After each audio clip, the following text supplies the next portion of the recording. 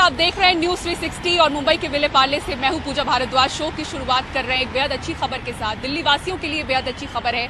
नवंबर के महीने में जब कोरोना के मामले की संख्या देखें तो 8,000 साढ़े 8,000 के करीब रोजाना मामले रिपोर्ट हो रहे थे। 100 के करीब जो मौतें हैं कोरोना से वो रिपोर्ट हो रही थी, लेकिन अब 10 महीने के बाद ऐसा पहली बार हुआ है कि 24 घंटों में दिल्ली में कोरोना से एक भी मौत नहीं हुई है। 24 घंटे का अगर ये आंकड़ा देखें तो बेहद राहत पहुंचाने वाली बात दिल्ली वासियों के लिए।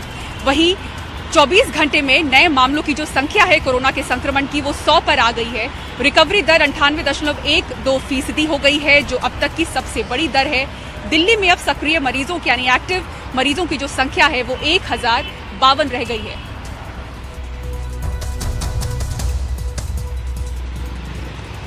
और अब टीकाकरण की बात करते हैं, जिसकी डेडलाइन केंद्र सरकार की तरफ से जारी की गई है।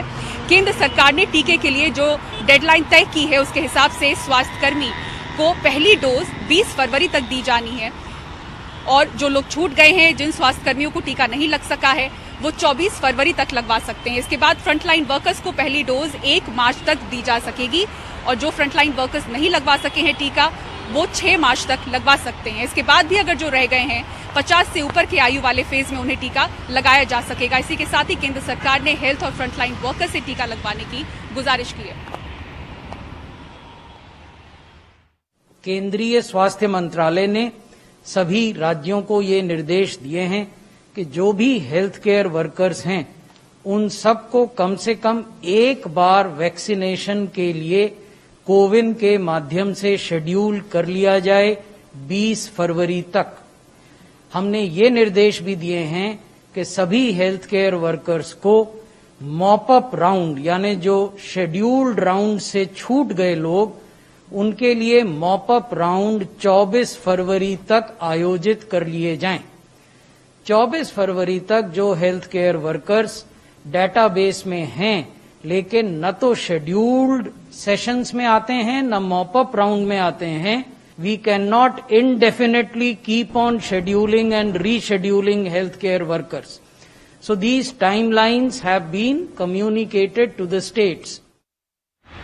तो टीका भी लगाया जा रहा है और कोरोना के मामले भी तेजी से कम हो रहे हैं, लेकिन कुछ समय पहले अगर लॉकडाउन के दौरान की बात करें तो कोरोना के अलावा बाकी जो बीमारी है उसके इलाज पर कहीं ना कहीं ब्रेक लग चुका था। और खासतौर से कैंसर मरीजों की बात करें जिनके लिए कीमोथेरेपी बेहद जरूरी है, उनके इलाज पर ब्रेक लगना किस तरह से घातक हो सकता है उस पर आपको हम रिपोर्ट दिखा रहे हैं। मुंबई में जो मरीज हैं कैंसर मरीज 60% शहर के बाहर के हैं, दूसरे राज्यों के हैं और 40% यहाँ पर कैंसर मरीज अभी ऐसे हैं जो आखिरी स्तर पर लास्ट स्टेज पर उनकी बीमारी पहुंची है, उनका कैंसर पहुंचा है क्योंकि लॉकडाउन के दौरान वो इलाज नहीं करवा पाए थे। देखिए पूरी खबर। 57 साल की मीना शाह कैंसर से पीड़ित हैं। 2013 में कैंसर का पता चला था। लॉकडाउन में इलाज रुकने पर अब इनकी बीमारी स्टेज 4 में पहुंच चुकी है, यानी वो पड़ाव जब जंग बेहद मुश्किल होती है। मुझे कैंसर डिटेक्ट हुआ 2013 में। मेरी 2 सर्जरीज हुई, 12 केमोज हुए, फिर 4 साल तक मुझे कुछ प्रॉब्लम नहीं हुआ। लास्ट ईयर फिर से मुझे रिलैप्स हुआ, तब मैं डॉक्टर उदित महेश्वरी के कांटेक्ट में आई। तो मेरा 12 केमोज का ट्रीटमेंट था, लेकिन 8 केमो में मेरा ट्रीटमेंट रुक गया क्योंकि लॉकडाउन स्टार्ट हो गया। उस हिसाब से हॉस्पिटल्स बंद थे, मोड ऑफ ट्रांसपोर्ट नहीं था, तो हम लोग ट्रीटमेंट नहीं ले पाई। तो अभी फिर से मेरा रिलैप्स डिटेक्ट हुआ है। मुंबई के कैंसर स्पेशलिस्ट बताते हैं कि लॉकडाउन में समय पर जांच न करवाने की वजह से करीब 40% मरीज लास्ट स्टेज का कैंसर लेकर अस्पतालों में पहुंच रहे हैं, जहां उनके बचने की उम्मीद बेहद कम रह जाती है। लॉकडाउन की वजह से काफ़ी सारे पेशेंट जो है हॉस्पिटल पहुंच नहीं पा रहे थे। उनके मन में डर था कि हॉस्पिटल जाने से कहीं कोरोना इन्फेक्शन ना हो जाए, इसलिए काफ़ी सारे कैंसर पेशेंट जो है वो अपना प्रॉपर ट्रीटमेंट और इलाज ले नहीं पाए। अभी जब ये लॉकडाउन खुल रहा है तो काफ़ी सारे पेशेंट हमारे पास आते हैं और हम देखते हैं तकरीबन 30 से 40% पेशेंट जो कि इनिशियली ऑपरेबल थे, अर्ली स्टेज में थे और जिनको क्योर कर सकते थे, उनकी संख्या बड़ी है और अभी वो इनऑपरेबल या एडवांस स्टेज में पहुंच गए हैं जहाँ पे उनको क्योर करना पॉसिबल नहीं है। 3rd और 4th स्टेज करीबन 40 to 50% रहते हैं, 30% करीबन 2nd स्टेज और 20% 1st स्टेज कैंसर है। अनफॉर्चुनेटली जो पेशेंट्स कीमो के बीच में थे वो बंद हो गए इसका मतलब ये हो गया कि जो आगे का ट्रीटमेंट उन्होंने लिया था शायद वो बेकार हो गया और ये दोबारा वापस ट्रीट करना पड़ेगा, या जो लेट स्टेज में डिले के कारण आ रहे हैं उनको कीमोथेरेपी के डोजेस ज्यादा करने पड़ेंगे। लॉकडाउन के दौरान भी कैंसर का इलाज चलता रहे, इसलिए कुछ डॉक्टरों की टीम जमीन पर काम करती रही। कैंसर जल्दी पकड़ में आए, इसलिए स्क्रीनिंग कैंप फिर से शुरू हो रहे हैं। हॉस्पिटलें बंद थी पहले 6 महीने, तो वो जो सारे हॉस्पिटल वाले पेशेंट्स थे, बहुत सारे बाहर के पेशेंट्स थे, वो सारों को कीमोथेरेपी के ऑप्शंस नहीं मिल रहे थे। तो हमारा डे केयर सेंटर चालू होने के कारण हमें इतनी कमी खली नहीं। हाँ, बट यह है कि ओपीडीज बहुत कम हो गई थी, कीमोथेरेपीज हो रही थी, क्योंकि पेशेंट्स का कीमोथेरेपी करना ज़रूरी है, उसको हम रोक नहीं सकते थे। तो कहीं से भी आके कैसे भी आके मैनेज करके हम उनको फंड्स, ट्रस्ट से फंड्स दिलवा के कैसे तो भी करके हम कीमो हमने ख़त्म किया। तो कीमो में मोटा मोटा आप समझ लीजिए कि 20 से 30% की कमी आई है, बट ओपीडी में 50-60% पहले 6 महीने में कमी आई। मैं प्रार्थना करता हूं कि ये कोरोना की जो पैंडेमिक है जल्दी से जल्दी ख़त्म हो। We get back to screening again, awareness के कैंप्स, स्क्रीनिंग के कैंप्स वापस चालू हो जाए, ताकि ये बीमारी जल्दी से जल्दी डायग्नोस हो और उसकी ट्रीटमेंट अच्छी तरीके से। कैंसर मरीजों में कीमोथेरेपी के दौरान इम्यूनिटी कम होने से उन्हें संक्रमण का खतरा ज्यादा रहता है। इस कारण से लोगों के कैंसर के इलाज पर ब्रेक लगा, लेकिन ये ब्रेक भी मरीजों के लिए घातक साबित होता नजर आ रहा है। मुंबई से पूजा भारद्वाज की रिपोर्ट, एनडीटीवी इंडिया के लिए।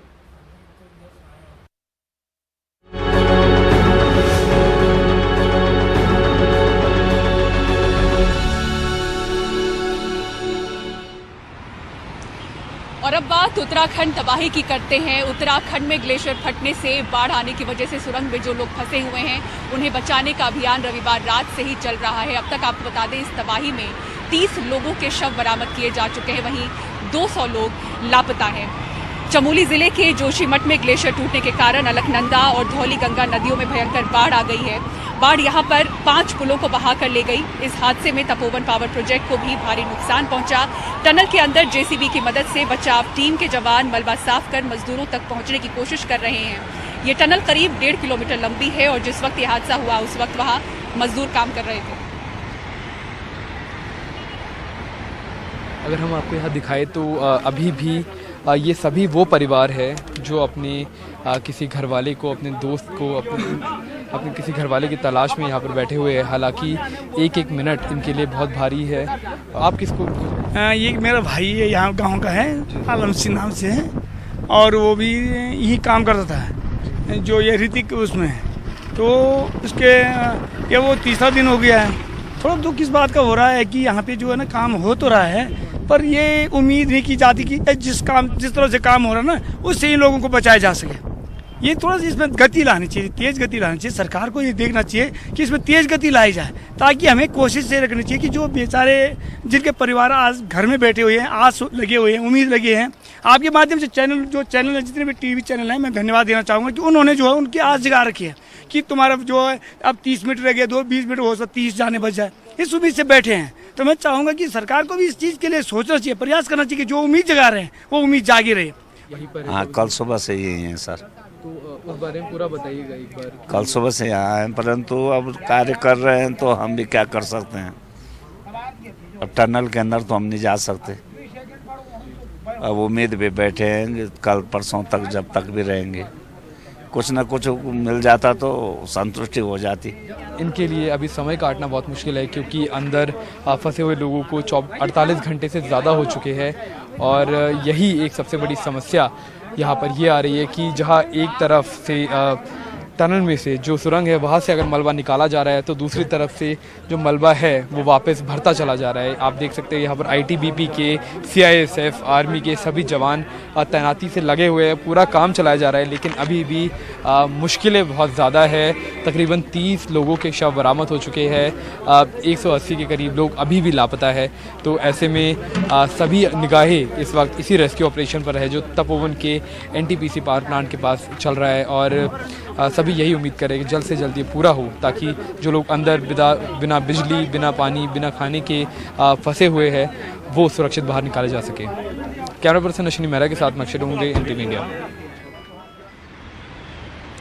तो अक्षय डोंगरे की आप ग्राउंड रिपोर्ट देख रहे थे। आपको बता दें कि उत्तराखंड तबाही पर जानकारी राज्यसभा में आगे रखते हुए गृह मंत्री अमित शाह ने बताया कि राज्य सरकार के साथ तालमेल के जरिए केंद्र सरकार हालात पर नजर बनाए हुए है। केंद्र सरकार द्वारा स्थिति को 24 घंटे उच्चतम स्तर पर निगरानी की जा रही है। माननीय प्रधानमंत्री जी स्वयं स्थिति पर गहरी निगाह रखे हुए हैं। गृह मंत्रालय के दोनों कंट्रोल रूम द्वारा स्थिति पर 24 घंटे नजर रखी जा रही है और राज्य को हर संभव सहायता मुहैया कराई जा रही है। आईटीबीपी ने अपना कंट्रोल रूम वहां स्थापित कर लिया है और उनके 450 जवान सभी जरूरी साजो सामान के साथ घटनास्थल पर राहत और बचाव अभियान में लगे हुए हैं। एनडीआरएफ की 5 टीमें घटनास्थल पर पहुंच चुकी है और राहत और बचाव अभियान में लगी हुई है।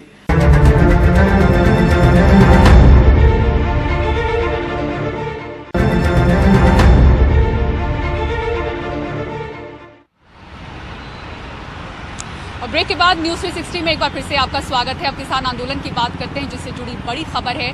26 जनवरी के दौरान जो ट्रैक्टर मार्च के दौरान हिंसा हुई, उसके मुख्य आरोपियों में शामिल दीप सिद्धू को गिरफ्तार कर लिया गया और 7 दिनों की पुलिस रिमांड पर भेजा गया है। दिल्ली पुलिस की स्पेशल सेल ने दीप सिद्धू को करनाल के पास से गिरफ्तार किया। आज इस मामले की जांच कर रही क्राइम ब्रांच के हवाले कर दिया गया है उसे। दीप सिद्धू पर लाल किले पर भीड़ ले जाने का आरोप है। पुलिस ने उस पर 1 लाख रुपए का इनाम भी रखा था।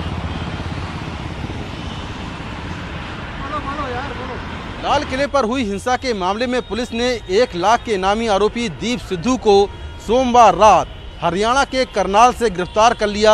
आज उसको दिल्ली की 30 हजारी कोर्ट में पेश किया गया, जहां पुलिस ने उसकी 10 दिन की रिमांड मांगते हुए कोर्ट में ये दलील दी कि 26 जनवरी को दीप सिद्धू लाल किले की भीड़ में सबसे आगे था।